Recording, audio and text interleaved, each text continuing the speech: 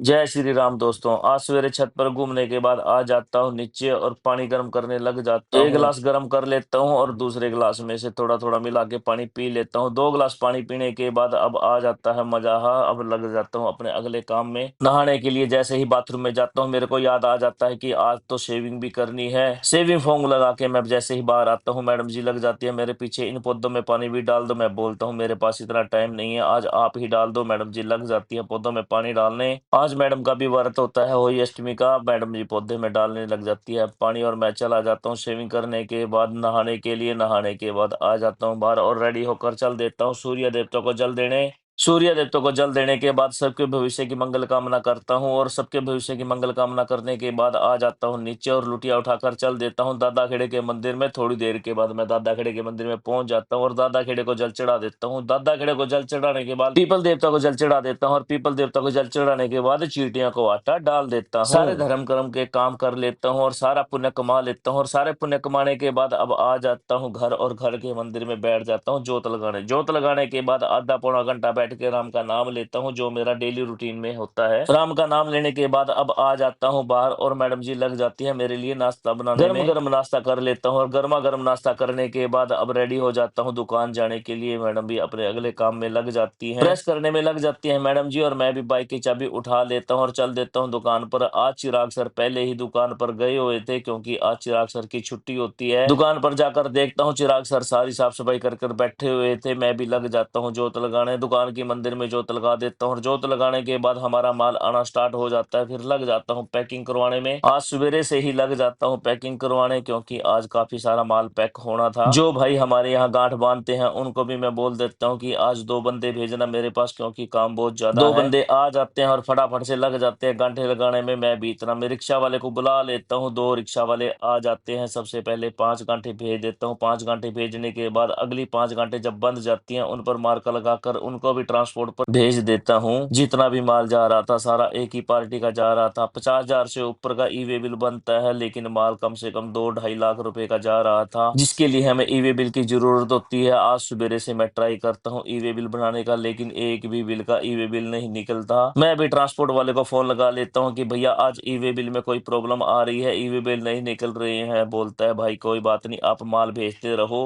गांठ पैक करवाने के बीच में मैडम जी मेरा लंच लेकर आ जाती है। लंच करने के बाद अब टाइम हो जाता है 4-5 बजे का। मैडम जी बोलती हैं कि मेरे को व्रत खोलना है और चिराग के लिए कुछ मिठाई चाहिए मेरे को। अब ले जाता हूँ मैडम को मिठन स्वीट हाउस पे और मैडम जी जो मिठाई कहती हैं वो ले लेता हूँ। सारी मिठाई पैक करवाने के बाद मैडम को छोड़ देता हूँ घर पे और चिराग सर की पूजा करने में लग जाती है मैडम जी। अष्टमी का जो व्रत होता है इसमें माए अपने बेटों के लिए व्रत रखती हैं।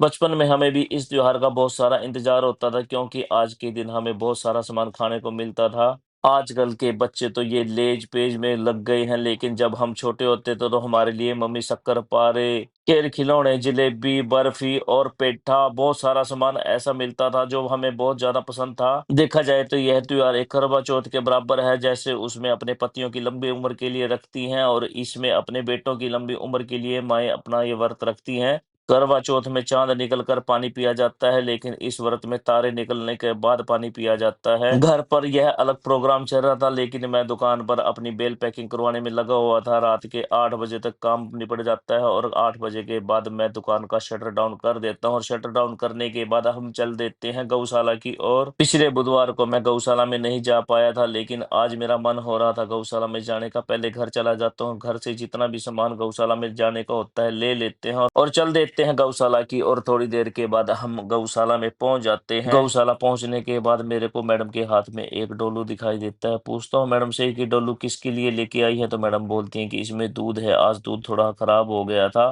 तो उस दूध को मैं गौशाला में डालने के लिए ले आई थी। मैं भी गौओं को रोटियां खिलाने में लग जाता हूँ। रोटियां खिलाने के बाद मैडम जी बोलती हैं कि चलो अब फ्रूट वाले के पास चलना है, आज कुछ फ्रूट भी लेकर जाना है।